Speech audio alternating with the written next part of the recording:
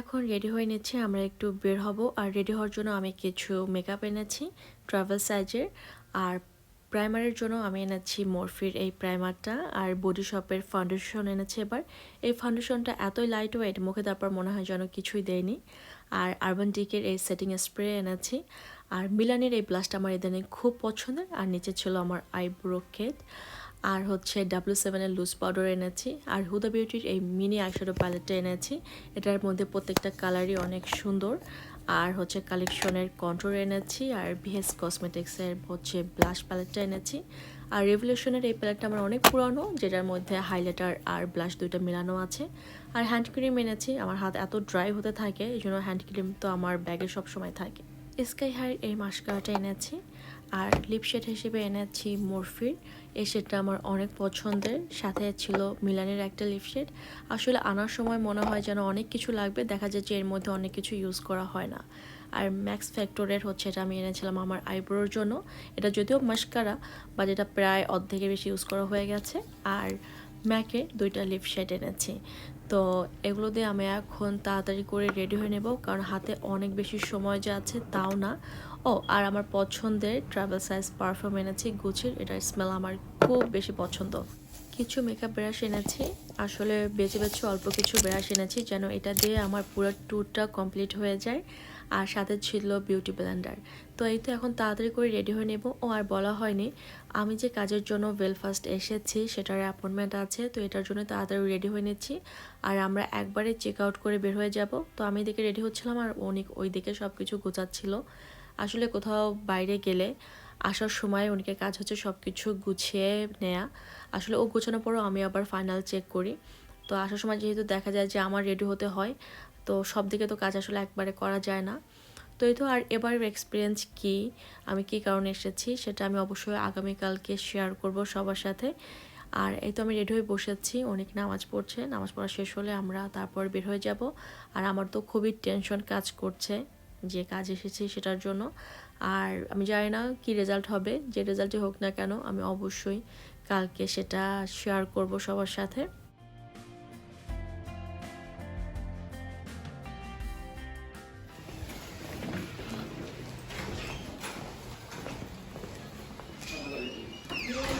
Check notes, yes? Everything okay for you? Perfect, thank you so much. বাইরে আমাদের উবারও wait করছিল, আর আমরা রওনা দিয়েছি। আর অনেকে বলছিলাম আমরা যখন ছিলাম তখন এই কোস্তা কফিটা ছিল না এখানে, বাট এই ম্যাকডোনাল্ডসে আমাদের অনেক আশা হতো। আর আজকের ওয়েদারটাও হচ্ছে গতকালকের মতো, একদমই মেঘলা মেঘলা, বৃষ্টি বৃষ্টি, কিছু করার নেই আসলে। মানে সবসময় তো সব কাজ ওয়েদার অনুযায়ী হয় না। আর এই তো যখন চলে যাচ্ছিলাম আমার খুবই কষ্ট লাগছিল, মায়া লাগছিল, জানি না আবার কবে এই প্রিয় জায়গায় আসা হবে। দেখা যায় যে কোনো কাজ হলে তখন তো আসতে বাধ্য, আর কাজ না থাকলে তো ওরকম আসলে আসা হবে কি না এরকম শীঘ্রই আমি আর জানি না। বাট আমাদের দুজনেরই ইচ্ছা আছে সময় সুযোগ পেলে অবশ্যই এখানে আসব, কারণ আমাদের শুরুটাই হয়েছিল এখান থেকে।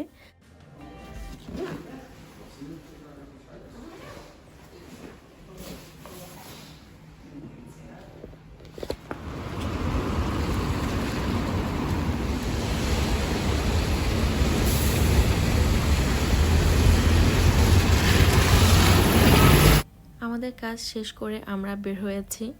আর আজকেও এই তো বৃষ্টি শুরু হয়েছে, বাট বেলফাস্টের সৌন্দর্য এতই বেশি যে বৃষ্টি তার কাছে হার মেনেছে। আমাদের ফ্লাইট যেহেতু রাতের বেলা, আমরা চিন্তা করেছি যেহেতু আমাদের হাতে লম্বা সময় আছে, আমরা চেষ্টা করব ঘোরাঘুরি করার চারপাশে। তো এই তো প্রথমে আমরা একটা শপিং মলে চলে এসেছি। আর এখানে এসে তো শপিং দেখতে কার না ভালো লাগে, আমিও তেমন। যে কোনো ব্র্যান্ডের এই কালারটা আমার খুব পছন্দ।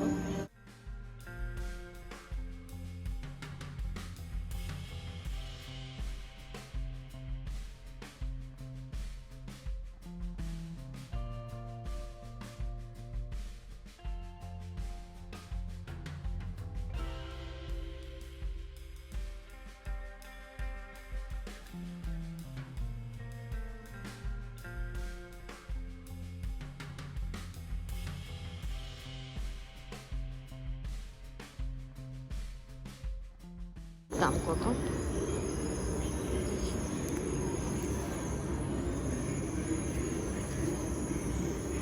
169 পাউন্ড। সুন্দর।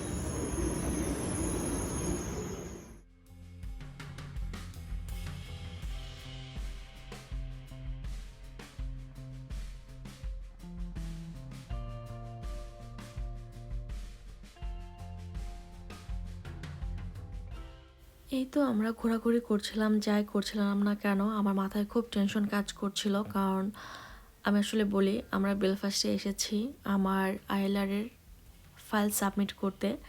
তো বিষয়টা হচ্ছে এমন, আসলে যদি ওরা কোনো কারণে আমার ফাইলের উপরে আনহ্যাপি হয় তখন তো ওরা দেখা যাবে যে সেটা রিজেক্ট করবে। তো এটা তো একটা হ্যাসেল, একটা টেনশন আর কি। তো এটা নিয়ে খুবই টেনশন করছিলাম আসলে, কারণ যতক্ষণ পর্যন্ত রেজাল্ট না পাবো অতক্ষণ পর্যন্ত আসলে শান্তি নেই।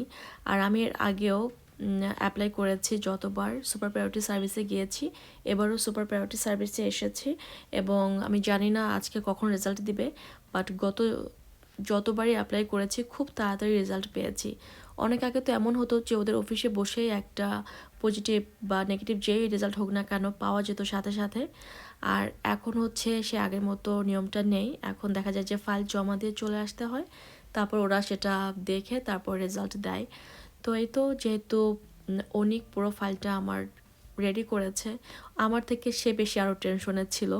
তো আজকে উনি বলছিল ঠিক আছে তুমি একটু বেশি বেশি ভিডিও করো, ছবি তুলো, মানে দেখছিলো আমি টেনশন করছি।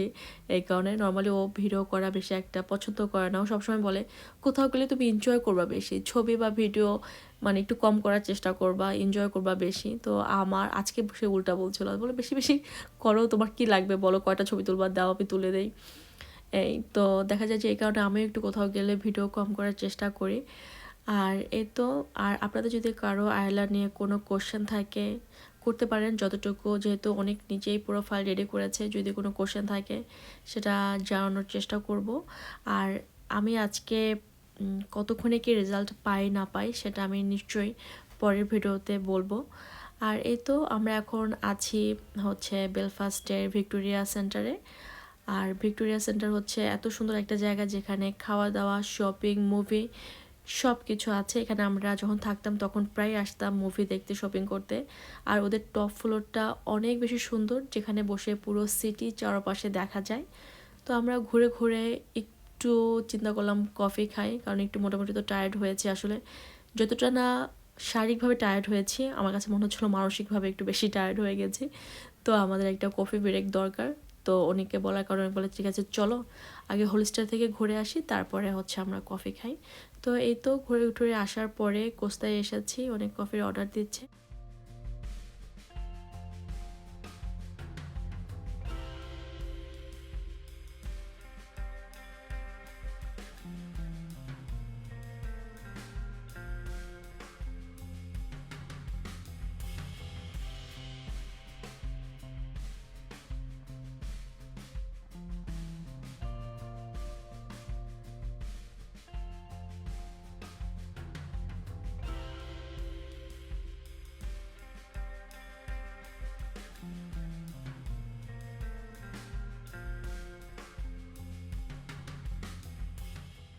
কফি খাওয়া শেষে আমরা সুপার ড্রাইতে চলে এসেছি।